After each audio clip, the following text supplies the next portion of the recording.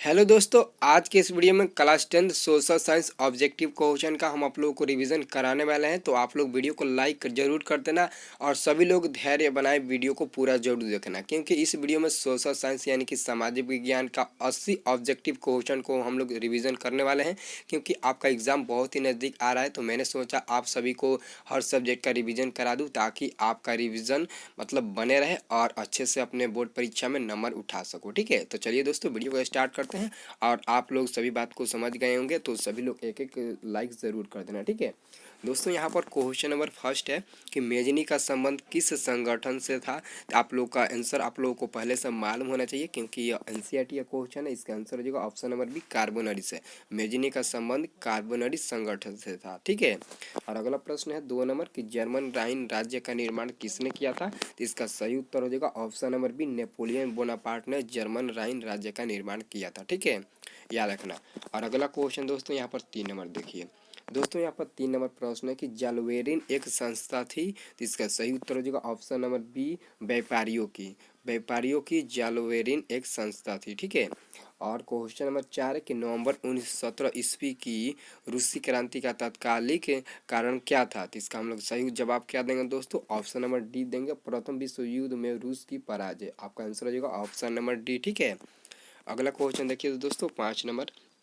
दोस्तों यहाँ पर 5 नंबर क्वेश्चन है पेट्रोगाड की क्रांति यानी कि फरवरी क्रांति के बाद रूस में सत्ता किसके हाथ में आई। रूस रूस में सत्ता किसके हाथ में आई। तो हम लोग इसका सही उत्तर देंगे ऑप्शन नंबर सी देंगे, क्रेंस्की। आपका आंसर हो जाएगा ऑप्शन नंबर सी। ठीक है, याद रखना। अगला क्वेश्चन है 6 नंबर दोस्तों कि हिंद चीन के दक्षिण में है। हिंद चीन के दक्षिण में है, तो इसका सही उत्तर हो जाएगा ऑप्शन नंबर बी हो जाएगा, चीन सागर। हिंद चीन के दक्षिण में चीन सागर है। ठीक है, आंसर हो जाएगा ऑप्शन नंबर बी। ठीक है, अब अगला प्रश्न आपको मिलेगा 7 नंबर। ठीक है, यहाँ पर 7 नंबर प्रश्न देखिए तो दोस्तों निम्नलिखित में, ठीक है यहाँ पर देखिए तो ध्यान से देखिएगा, निम्नलिखित में किस शताब्दी में कम्बुज का पतन हो गया था। तो इसका सही उत्तर हो जाएगा ऑप्शन नंबर यहाँ पर देखिए तो बी में 16वीं। ठीक है, आपका आंसर हो जाएगा ऑप्शन नंबर बी, 16वीं सदी में। ठीक है, और अगला क्वेश्चन है 8 नंबर कि 1931 ईस्वी तक वियतनाम विश्व का तीसरा बड़ा निर्यातक देश बन गया। तो इसका सही उत्तर हम लोग देंगे ऑप्शन नंबर बी, चावल का। ठीक है, चावल का ऑप्शन नंबर बी हो जाएगा। ठीक है, और 9 नंबर प्रश्न है कि रंपा विद्रोह कब हुआ। रंपा विद्रोह कब हुआ, तो दोस्तों इसका सही उत्तर हो जाएगा ऑप्शन नंबर ए ही हो जाएगा, 1916 ईस्वी में रंपा विद्रोह हुआ था। ठीक है, अब अगला क्वेश्चन देखिए तो दोस्तों 10 नंबर अगला प्रश्न है कि असहयोग आंदोलन का प्रस्ताव कांग्रेस के किस अधिवेशन में पारित हुआ। तो हम लोग इसका सही उत्तर देंगे ऑप्शन नंबर ए हो जाएगा, क्या हो जाएगा दोस्तों, ऑप्शन नंबर ए हो जाएगा सितंबर 1920 ईस्वी कोलकाता। ठीक है, ऑप्शन नंबर ए हो जाएगा। अगला क्वेश्चन अब आपको मिलेगा 11 नंबर। ठीक है, यहाँ पर 11 नंबर दोस्तों क्वेश्चन है कि पूर्व स्वराज की मांग का प्रस्ताव कांग्रेस के किस वार्षिक अधिवेशन में हुआ। तो देखिए तो 1929 लाहौर दिया होगा ऑप्शन नंबर ए में, तो ऑप्शन नंबर ए ही आपका सही उत्तर हो जाएगा। ठीक है, और अगला क्वेश्चन देखिए तो दोस्तों जेम्स वाट ने किस यंत्र का आविष्कार किया। जेम्स वाट ने किस यंत्र का आविष्कार किया, आप लोगों को पहले से पता होना चाहिए, वाष्प इंजन का आविष्कार जेम्स वाट ने ही सबसे पहले किया था। ठीक है, आंसर हो जाएगा ऑप्शन नंबर बी। अगला प्रश्न है दोस्तों यहाँ पर 13 नंबर। ठीक है दोस्तों, यहाँ पर 13 नंबर प्रश्न है कि ईस्ट इंडिया कंपनी ने गुमास्तों की नियुक्ति क्यों की। तो इसका सही उत्तर हम लोग क्या देंगे दोस्तों, तो इसका सही उत्तर हम लोग ऑप्शन नंबर सी देंगे, बुनकरों पर नियंत्रण रखने के लिए। ठीक है, नियुक्ति दी थी। ठीक है, और 14 नंबर प्रश्न है कि भारत में पहली जूट मिल कहाँ स्थापित की गई। भारत में पहली जूट मिल कहाँ स्थापित की गई, तो हम लोग इसका सही उत्तर देते हैं ऑप्शन नंबर बी, बंगाल में सबसे पहले मतलब कि जूट मिल स्थापित किया गया था। ठीक है, आप लोग याद रखना सभी क्वेश्चन। ठीक है, और दोस्तों यहाँ पर 15 नंबर जो क्वेश्चन है इसका आंसर आप लोगों को बताना है कि जनसंख्या का घनत्व सबसे अधिक कहाँ होता है। ये हर स्टूडेंट को, हर व्यक्ति को, हर हमारे भाई बंधु को पता होना चाहिए कि जनसंख्या का घनत्व सबसे अधिक कहाँ होता है। इसका आंसर आप लोग हमारे कमेंट बॉक्स में बताओगे। ठीक है, आप लोग फटाफट कमेंट करके बताइए कि इसका आंसर क्या होगा, ग्राम होगा, नगर होगा या फिर कस्बा होगा या फिर महानगर होगा? आप लोग कमेंट करके फटाफट बताइए, ठीक है। यहाँ पर आप लोग ऐसे ऐसे भी बता सकते हो कि इसका आंसर ए होगा, बी होगा, सी होगा, डी होगा, या फिर आप नाम रख कर भी बता सकते हो कि ग्राम, नगर, महानगर, कस्बा। आप कोई भी मतलब कि तरीका से अपना सकते हो और इसका आंसर आप बता सकते हो, ठीक है। तो आप लोग फटाफट बता दीजिए तो 15 का आंसर क्या होगा। और 16 नंबर क्वेश्चन है कि लंदन में अनिवार्य प्राथमिक शिक्षा कब लागू हुई? लंदन में अनिवार्य प्राथमिक शिक्षा कब लागू हुई? तो हम लोग इसका सही उत्तर देते हैं ऑप्शन नंबर डी, 1870 ईस्वी में लागू हुई, ठीक है। इसका आंसर हो जाएगा ऑप्शन नंबर डी। और 17 नंबर प्रश्न है कि वाणिज्य क्रांति का महत्वपूर्ण केंद्र कौन था? इसका सही उत्तर हो जाएगा ऑप्शन नंबर ए हो जाएगा इंग्लैंड, ठीक है। ऑप्शन नंबर ए हो जाएगा इंग्लैंड, ठीक है। अगला प्रश्न आपको मिलेगा 18 नंबर, ठीक है। यहाँ पर दोस्तों 18 नंबर क्वेश्चन देखिए तो दिलमून दिलमून व्यापारिक केंद्र कहाँ स्थित है? तो इसका सही उत्तर हो जाएगा ऑप्शन नंबर ए हो जाएगा बहरीन में, ठीक है। बहरीन में स्थित है। और 19वां प्रश्न कि किसने कहा मुद्रण ईश्वर की दी हुई महानतम देन है, सबसे बड़ा तोहफा? किसने कहा कि मुद्रण ईश्वर की दी हुई महानतम देन है, सबसे बड़ा तोहफा? तो इसका हम लोग सही उत्तर देते हैं दोस्तों option number B, Martin Luther ने कहा था, ठीक है। ऑप्शन नंबर बी हो जाएगा, ठीक है। अगला क्वेश्चन दोस्तों यहाँ पर 20 नंबर देखिए देखिए तो दोस्तों यहाँ पर 20 नंबर प्रश्न है कि गुटेनबर्ग ने सर्वप्रथम किस पुस्तक की छपाई की? गुटेनबर्ग ने सर्वप्रथम किस पुस्तक की छपाई की? तो हम लोग इसका सही उत्तर देते हैं ऑप्शन नंबर डी देते हैं बाइबिल पुस्तक की, ठीक है। और 21 नंबर प्रश्न है कि भारत में कहाँ महिलाओं के लिए आरक्षण की व्यवस्था है? भारत में कहाँ महिलाओं के लिए आरक्षण की व्यवस्था है? तो हम लोग इसका सही उत्तर देते हैं ऑप्शन नंबर सी, पंचायती राज व्यवस्था। ऑप्शन नंबर सी हो जाएगा, ठीक है, याद रखना। और अगला क्वेश्चन दोस्तों यहाँ पर 22 नंबर है कि बताइए कि सांप्रदायिक राजनीति के अर्थ संबंधी निम्न में कथनों पर गौर करें। सांप्रदायिक राजनीति किस पर आधारित है? हम लोग इसका सही उत्तर क्या देते हैं? ऑप्शन नंबर ए देते हैं एक धर्म दूसरे धर्म से श्रेष्ठ है, ठीक है, याद रखना। और अगला क्वेश्चन दोस्तों यहाँ पर देखिए तो कि निम्नलिखित व्यक्तियों में कौन लोकतंत्र के रंगभेद के विरोध नहीं थे? तो यहाँ पर इसका ऑप्शन आपको मिलेगा, यहाँ पर देखिए तो इसका ऑप्शन क्या हो जाएगा?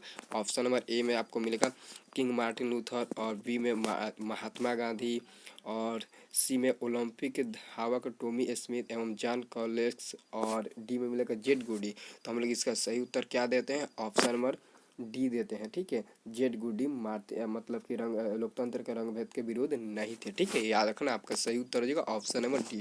और 24 नंबर प्रश्न कि बिहार में पंचायती राज का स्वरूप है? बिहार में पंचायती राज का स्वरूप है? तो हम लोग इसका सही उत्तर देंगे ऑप्शन नंबर डी, ग्राम पंचायत, ग्राम समिति, जिला परिषद। ऑप्शन नंबर डी हो जाएगा, ठीक है, याद रखना। ऑप्शन नंबर क्या हो जाएगा? डी हो जाएगा। अब आपको क्वेश्चन नंबर 25 देखना है, ठीक है। यहाँ पर दोस्तों क्वेश्चन नंबर 25 देखिए तो निम्नलिखित में किस राज्य को भारतीय संविधान में विशेष राज्य का दर्जा प्राप्त है? निम्नलिखित में किस राज्य को भारतीय संविधान में विशेष राज्य का दर्जा प्राप्त है? इसका सही उत्तर क्या देते हैं आप लोग? Option number C, Jammu Kashmir, ठीक है, ऑप्शन नंबर सी हो जाएगा।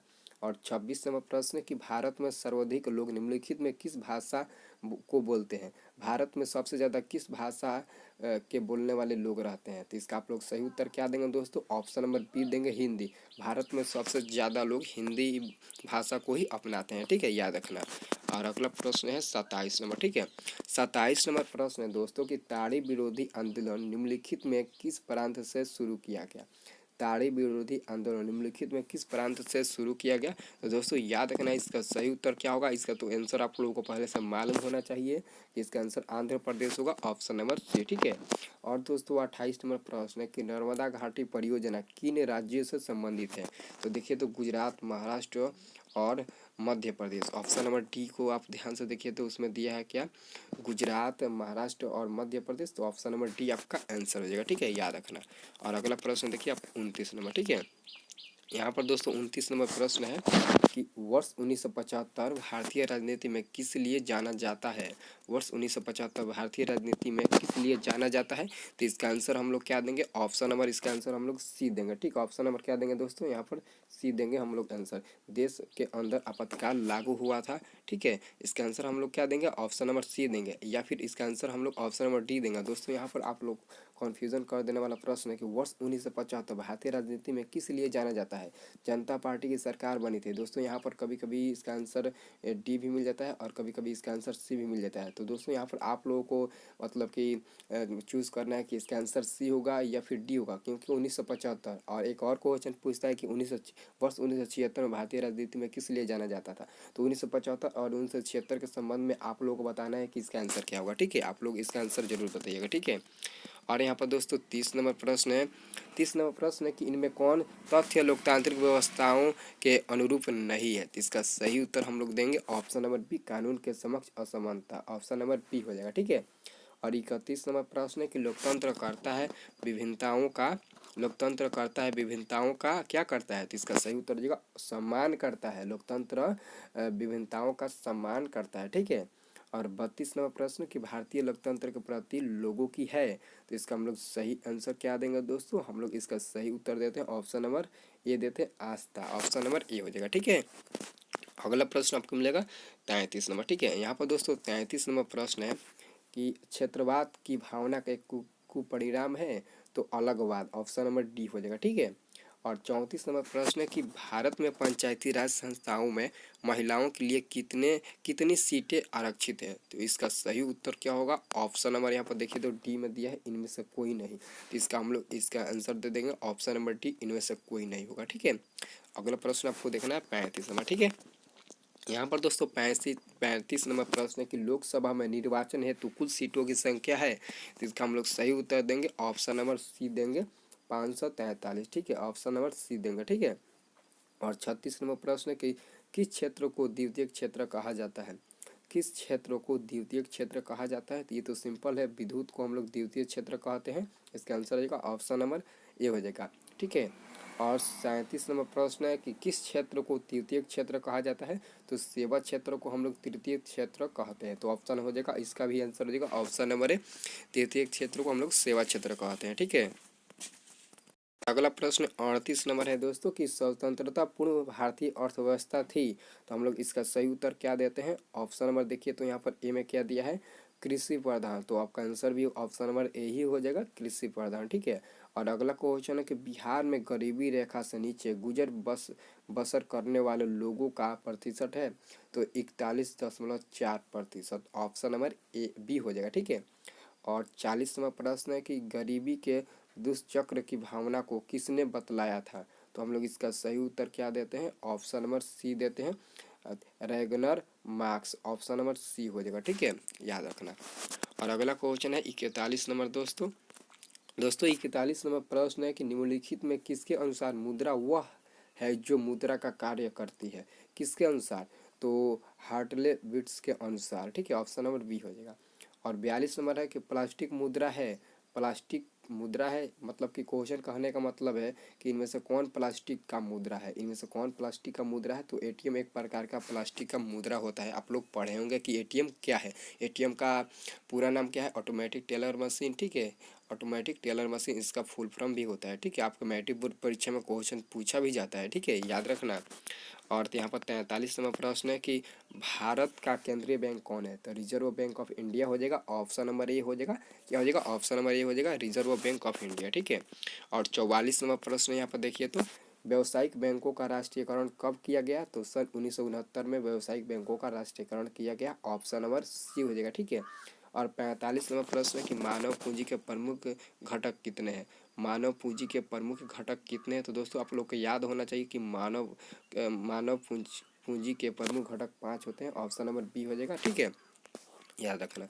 और अगला प्रश्न है 46 नंबर दोस्तों 46 नंबर प्रश्न है कि निम्नलिखित में कौन सा क्षेत्र सेवा क्षेत्र है? निम्नलिखित में कौन सा क्षेत्र सेवा क्षेत्र है? तो इसका आंसर तो आप फटाक से बता सकते हो, दूरसंचार सेवा क्षेत्र है। ठीक है, और 47 नंबर प्रश्न कि वैश्वीकरण के मुख्य अंग कितने हैं? वैश्वीकरण के मुख्य अंग कितने हैं? तो वैश्वीकरण के मुख्य अंग कितने होते हैं दोस्तों? तो 5 होते हैं। ऑप्शन नंबर डी हो जाएगा। ठीक है, और अगला क्वेश्चन है 48 नंबर कि WTO का वास्तविक रूप क्या है? World Trade Organization. World Trade Organization. Option number D हो जाएगा। ठीक है, इसका फुल फॉर्म होता है। ठीक है, और 49 नंबर प्रश्न कि उपभोक्ता जागरूकता हेतु आकर्षक नारे है? तो इसका सही हम लोग क्या आंसर देंगे दोस्तों? तो हम लोग इसका सही उत्तर देते हैं ऑप्शन नंबर डी उपयुक्त सभी। जागो ग्राहक को जागो, ग्राहक सावधान, अपने अधिकारों को पहचानो, यानी कि इसका आंसर हम लोग डी देंगे, ऑप्शन नंबर डी सभी हो जाएंगे। ठीक है। और 50 नंबर दोस्तों यहाँ पर क्वेश्चन देखिए तो 50 नंबर प्रश्न है कि उपभोक्ता निम्नलिखित में किस कारण शोषण के शिकार होते हैं। तो इसका हम लोग सही उत्तर देते हैं ऑप्शन नंबर डी उपयुक्त सभी। गरीबी का प्रभाव, शिक्षा की कमी, जागरूकता का अभाव, सबके कारण मतलब कि वो शिकार हो जाते हैं। ठीक है। और 51 नंबर प्रश्न कि कोयला किस प्रकार का संसाधन है। ये तो आपके बोर्ड परीक्षा में हर बार पूछे जाने वाला प्रश्न है कि कोयला किस प्रकार का संसाधन है। तो अनवीकरणीय, ऑप्शन नंबर ए हो जाएगा। ठीक है। और अगला प्रश्न है कि सौर ऊर्जा निम्नलिखित में कौन सा साधन है। सौर ऊर्जा निम्नलिखित में कौन सा साधन है। तो मानव विकृत हो जाएगा, ऑप्शन नंबर ए हो जाएगा। ठीक है, याद रखना। और 53 नंबर प्रश्न है दोस्तों कि गंगा नदी पर गांधी सेतु किस शहर में निकट अवस्थित है। तो पटना में गांधी सेतु अवस्थित है। ठीक है। और गंगा नदी के किनारे है। ठीक है, याद रखना। आपका आंसर हो जाएगा ऑप्शन नंबर ए। और अगला क्वेश्चन है दोस्तों 54 नंबर कि किस देश के आर्थिक विकास का मेरुदंड क्या होता है। किस देश का आर्थिक विकास का मेरुदंड क्या होता है। तो हम लोग इसका सही उत्तर क्या देते हैं। तो हम लोग इसका सही उत्तर ऑप्शन नंबर ए देते हैं, संसाधन। ठीक है। और 55 नंबर प्रश्न कि नौगांव तेल उत्पादक क्षेत्र किस राज्य में है। नौगांव तेल उत्पादक क्षेत्र किस राज्य में है। तो इसका सही उत्तर क्या होगा दोस्तों। तो इसका सही उत्तर होगा ऑप्शन नंबर सी हो जाएगा, गुजरात। ठीक है, ऑप्शन नंबर सी हो जाएगा, गुजरात। ठीक है, याद रखना। और अगला प्रश्न है 56 नंबर। ठीक है, 56 नंबर दोस्तों प्रश्न है कि जामनगर तेल शोधक कारखाना किस राज्य में है। जामनगर तेल शोधक कारखाना किस राज्य में है। तो हम लोग इसका सही उत्तर देते हैं ऑप्शन नंबर सी देते हैं। ठीक है, गुजरात। ऑप्शन नंबर सी देते हैं, गुजरात। ठीक है, ये भी गुजरात में स्थित है।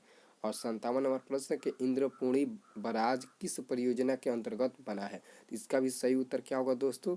तो दोस्तों इसका भी सही उत्तर हो जाएगा ऑप्शन नंबर बी, सोन परियोजना। ठीक है, सोन परियोजना ऑप्शन नंबर बी हो जाएगा। ठीक है। अब आपको 58 नंबर प्रश्न देखना है कि ज्वार का सबसे बड़ा उत्पादक राज्य कौन है। ज्वार का सबसे बड़ा उत्पादक राज्य कौन है। तो इसका सही उत्तर देगा ऑप्शन नंबर सी, महाराष्ट्र। ठीक है, महाराष्ट्र हो जाएगा। और 59 नंबर प्रश्न है कि किसने सुनहरा पेशा कहा। किसने सुनहरा पेशा कहा जाता है। मतलब कि किसे सुनहरा पेशा कहा जाता है। सॉरी दोस्तों, इसका कहने का मतलब है कि किसे सुनहरा पेशा कहा जाता है। तो हम लोग इसका सही उत्तर क्या देंगे दोस्तों, ऑप्शन नंबर ए देंगे, जूट को हम लोग सुनहरा पेशा कहते हैं। ठीक है। और 60 नंबर प्रश्न है कि भारत की कितनी जनसंख्या कृषि में संलग्न है। कितनी संख्या भारत की। ठीक है, भारत की जनसंख्या पूछ रहा है कि कितने प्रतिशत लोग जनसंख्या पर मतलब कि कृषि से संबंधित है। तो इसका सही उत्तर हम लोग देते हैं ऑप्शन नंबर बी, 2/3। ठीक है, 2/3 यानी कि 2/3 का मतलब क्या हुआ, 2/3। ठीक है। अगला प्रश्न आपको मिलेगा 61 नंबर। ठीक है, यहाँ पर दोस्तों 61 नंबर प्रश्न देखिए तो ध्यान से कि निम्नलिखित में कौन सा उद्योग बॉक्साइट को कच्चे माल के रूप में प्रयोग करता है। तो एल्युमिनियम हो जाएगा, ऑप्शन नंबर ए हो जाएगा, एल्युमिनियम। ठीक है। और अगला प्रश्न है 62 नंबर कि निम्नलिखित में कौन सा उद्योग दूरभाष, कंप्यूटर आदि संयंत्र निर्मित करता है। तो सूचना प्रौद्योगिक, ऑप्शन नंबर क्या हो जाएगा, डी हो जाएगा। ऑप्शन नंबर इसका आंसर हो जाएगा डी नंबर। ठीक है, याद रखना। और अगला प्रश्न है 63, यानी कि 63 मतलब कि सूती वस्त्र किस पर आधारित होता है। तो कृषि पर सूती वस्त्र आधारित होता है। और 64 नंबर प्रश्न है कि सबसे कम लंबाई की पक्की सड़कें किस राज्य में है। सबसे कम लंबाई की पक्की सड़कें किस राज्य में स्थित है। तो आप लोगों को पता होना चाहिए इसका तो आंसर आप सभी को पता होना चाहिए, लक्षद्वीप। ऑप्शन नंबर डी हो जाएगा। ठीक है। और अगला क्वेश्चन आपको 65 नंबर मिलेगा दोस्तों। यहाँ पर 65 नंबर प्रश्न है कि भारत में 31 मार्च 2013 तक कितने रेलवे स्टेशन थे। कितने रेलवे स्टेशन थे। तो इसका हम लोग सही उत्तर क्या देंगे दोस्तों, ऑप्शन नंबर सी देंगे, 7172 रेलवे स्टेशन थे। ठीक है, 31 मार्च 2013 तक। ठीक है, और भारत में। और 66 नंबर प्रश्न है कि इनमें से कौन संचार का साधन नहीं है। इनमें से कौन संचार का साधन नहीं है। तो हम लोग इसका आंसर देंगे option number B, cinema hall. Option number B हो जाएगा। ठीक है। और 67 नंबर प्रश्न है कि बिहार में नहरों द्वारा सर्वाधिक सिंचाई किस जिले में होती है। तो रोहतास जिले, ऑप्शन नंबर ए देखिए तो रोहतास जिले ऑप्शन नंबर ए में दिया होगा। तो यही आपका आंसर हो जाएगा। ठीक है। अगला प्रश्न आपको मिलेगा 68 नंबर। ठीक है, 68 नंबर प्रश्न दोस्तों ध्यान से देखिए। 68 नंबर प्रश्न है कि पाइराइट खनिज है। पाइराइट खनिज है तो इसका हम लोग आंसर क्या देंगे, ऑप्शन नंबर बी देंगे, अधात्विक। पाइराइट खनिज एक अधात्विक है। ठीक है। और अगला प्रश्न है 69 नंबर, बिहार के किस शहर में कांच उद्योग स्थापित है? बिहार के किस शहर में कांच उद्योग स्थापित है? तो इसका सही उत्तर देगा ऑप्शन नंबर ए हो जाएगा हाजीपुर, ठीक है। और 70 नंबर प्रश्न है कि बिहार झारखंड का विभाजन कब हुआ था? जब बिहार और झारखंड एक में था, तो बिहार और झारखंड का विभाजन कब हुआ था? तो इसका आप लोग सही उत्तर क्या देंगे दोस्तों? तो इसका आप लोग सही उत्तर देंगे ऑप्शन नंबर बी, 15 नवंबर 2000 ईस्वी को विभाजन हुआ था बिहार और झारखंड, ठीक है, याद रखना। और अगला क्वेश्चन है 71 नंबर दोस्तों, कि हैसूर विधि का विकास करने वाले लेहमान किस देश के निवासी थे? किस देश के निवासी थे? तो इसका सही आप लोग उत्तर देना ऑप्शन नंबर बी ऑस्ट्रिया, ठीक है, ऑप्शन नंबर बी हो जाएगा ऑस्ट्रिया। और 72 नंबर प्रश्न है कि सर्वोत्तम कोयला का प्रकार कौन सा है? सर्वोत्तम कोयला का प्रकार कौन सा है? तो इसका हम लोग सही उत्तर क्या देंगे? ऑप्शन नंबर ए देते हैं एंथ्रासाइट, ऑप्शन नंबर क्या देते हैं? ए एंथ्रासाइट, ठीक है, याद रखना। अगला क्वेश्चन है 73 नंबर, ठीक है। यहाँ पर दोस्तों 73 नंबर प्रश्न है कि भारत में सर्वाधिक क्षेत्र किस मिट्टी का विस्तार है? भारत में सर्वाधिक क्षेत्र किस मिट्टी का विस्तार है? इसका सही उत्तर हो जाएगा ऑप्शन नंबर ए हो जाएगा जलोढ़ मिट्टी का सबसे ज़्यादा विस्तार है भारत में। और 74 नंबर प्रश्न है कि किस राज्य में खनिज तेल का विशाल भंडार है? तो खनिज तेल का विशाल भंडार किस राज्य में स्थित है? इसका सही उत्तर हो जाएगा ऑप्शन नंबर ए हो जाएगा असम, ठीक है, यानी कि हम लोग असम उसको बोलते हैं, ठीक है। और 75 नंबर क्वेश्चन है कि देश के बांधों को किसने भारत का मंदिर कहा था? तो जवाहरलाल नेहरू हो जाएगा, ऑप्शन नंबर बी हो जाएगा जवाहरलाल नेहरू, ठीक है। और अगला प्रश्न है दोस्तों आपको 76 नंबर मिलेगा। 76 नंबर क्वेश्चन है दोस्तों, काफ़ी मतलब कि इंपॉर्टेंट प्रश्न लग रहा है कि बिहार का कौन सा क्षेत्र बाढ़ग्रस्त है? तो इसका आंसर हो जाएगा ऑप्शन नंबर डी हो जाएगा उत्तरी बिहार सबसे ज़्यादा बाढ़ग्रस्त है, उत्तरी बिहार सबसे ज़्यादा बाढ़ग्रस्त है। और 77 नंबर प्रश्न कि निम्नलिखित में से किस नदी को बिहार का शोक कहा जाता है? तो कोसी नदी को बिहार का शोक कहते हैं, ठीक है। अगला प्रश्न है कि बाढ़ के समय निम्नलिखित में किस स्थान पर जाना चाहिए? तो ऊंची भूमि वाले स्थान पर जाना चाहिए, इसका आंसर हो जाएगा ऑप्शन नंबर ए हो जाएगा ऊंची भूमि वाले स्थान पर जाना चाहिए बाढ़ के समय, ठीक है। और अगला क्वेश्चन है दोस्तों 79 नंबर प्रश्न कि भूकंप संभावित क्षेत्रों में भावनाओं की आकृति कैसी होनी चाहिए? भूकंप संभावित क्षेत्रों में भवनों की आकृति कैसी होनी चाहिए?